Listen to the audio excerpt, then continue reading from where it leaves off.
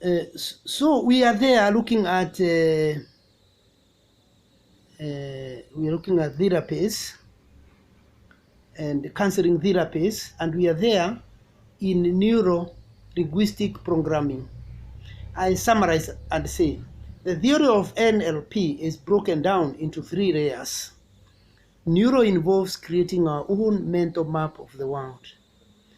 Linguistic involves how we each give meaning to the information.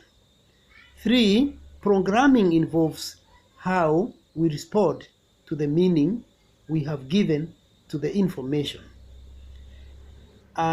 Neuro-linguistic programming as a therapy in counseling or as a theory has techniques which are often used to bring about change and eventually improve our personal growth, our personal development, and performance. What about behavioral therapy? Number 9. Behavioral therapy is based on the theory that you can unlearn learned behavior or change that behavior without focusing on the reason behind the original behavior. People with compulsive and obsessive disorders, fears, phobias, and addictions may benefit from this type of therapy. Originally, behavior therapy and cognitive therapies were distinct from each other. They have tended to be combined to produce what is now known as cognitive behavioral therapy or CBT. So you can see that is a combination. So we require to get back to some of these things, get pen, paper, and try to draw the distinction between each of them. Of course, we find ourselves not using all of them. Some places you may find some counseling therapies and theories considered out of these 14. You may not use them because of your context, situation, all this, environment, and all that. Looking at Multimondo Therapy, this is an example of an integrative approach originating in behavior therapy. And this approach uses broader techniques by looking at how the client functions overall in many areas of their life. The therapist here is specifically trained to choose techniques most likely to be helpful, and these are likely to include assertiveness training, anxiety management, and visualization. So you see, we are getting counseling therapies that look strange to some of us or to many of you. Because we don't necessarily make use of all of them. Some may not have said they are not necessarily working out in our context. Or sometimes we find ourselves employing hybrid therapies. Number 11, integrative approaches. An increasing number of counselors describe themselves as integrative. This means that rather than specializing in one traditional approach, they seek to combine aspects of different approaches to provide the most effective way of working. So you hear they combine. That's why we are talking about integrative approach. We fall short of saying hybrid approaches. Okay. Many counselors describe what they do as integrative without following a specific integrative model. They should be able to explain clearly to you how you will work together and what you can expect. Coming to hypnotherapy, we find that hypnotherapy uses the technique of hypnosis. Hypnotherapy uses the technique of hypnosis.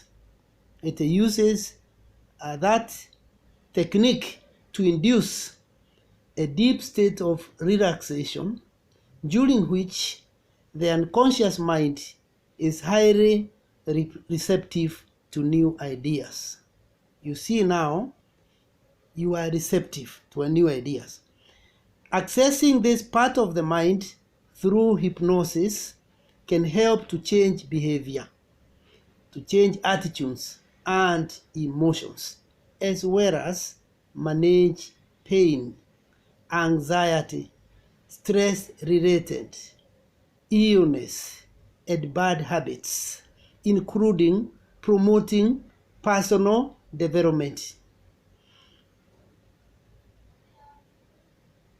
Now, if we want to know more about this hypnotherapy, we'll give you more materials on an organization called National Hypnotherapy Society, because you can see some of these are not working in the first world. This is more mainly working in the first world, where people even queue for counseling. Almost every center of counseling in the city, even including South Africa, which is in Africa, you find people queuing. And that is it. Now, getting to finish this part, Gestalt therapy. Gestalt therapy places a lot of emphasis on helping the client understand their non-verbal and body language, here and now behavior, and the potential for positive change. The client will be encouraged and sometimes challenged to accept responsibility for his or her actions, decisions, and feelings. It is likely to be suited to people who are willing to try to do this. We have already noted that modern Gestalt therapy is not, however, necessarily a confrontational approach, because we noted that Gestalt therapy places a lot of emphasis on helping the client understand their nonverbal and body language. Okay? And sometimes they don't even know what they are doing. They don't even know that they are overdoing. He gets into office, he starts picking your newspaper. He wants to do many things in your own office. They are not aware. Sometimes it may look rough when you remind them, oh, sorry, yeah, let me know what you had in mind. Of course, you don't shout people. It is not proper for even you to shout anybody. You are not allowed. It is to show this person, oh no, can I help you? I'll give you the newspaper after you tell me what you are saying. Yeah, we know you get somewhere to go read it outside there in the boardroom or something like that. And that person now gets back to himself or herself. He had his own stress from outside, so he starts coming back to himself and say, okay, and even taking somebody else's office. Okay, and that in itself starts like you are confrontational, but you see you have helped this person to start accepting the change. And sometimes you take responsibility. In the Gestalt theory, will tell you, you the counselor, take responsibility. Okay? And sometimes taking responsibility may appear rude because you are taking control, yet ordinarily a counselor should be a person who just facilitates, not a person who is seen to be so much wanting to be in charge and saying, I'm in charge. No, all that. Now, the last one for us to consider here, it appears next week is when we go to the way we are talking about individual assessment of each individual scholar and their theories. And we will find we have already tackled some of these things. Though we will not cover all these 14, that is not possible. So the last one is family therapy. Family therapy explores family relationships. It works by looking at the family as a whole rather than working with a single person in the family unit. The focus is on how families interact together, and the therapist's aim is to involve the whole family in finding positive solutions. Like cognitive